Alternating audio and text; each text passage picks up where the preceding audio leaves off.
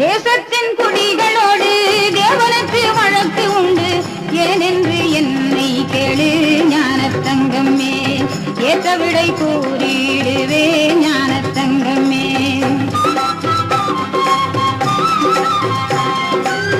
பொய்யானை இட்டு திருடி பொய் சொல்லி கொலை செய்து விபச்சாரம் மிஞ்சி மிஞ்சி ஞான தங்கமே, ரத்த பழிக்குள் சேர்ந்தா ஞான தங்கமே.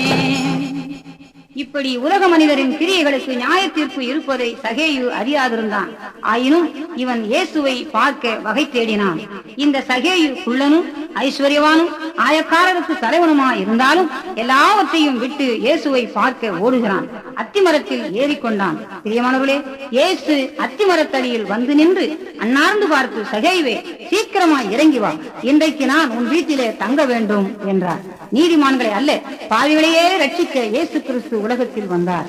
பணப்பெருமை, படிப்பு பெருமை, ஜாதி பெருமை எல்லாவற்றையும் விட்டு இறங்கி வா, இயேசு ரட்சிக்கிறார்.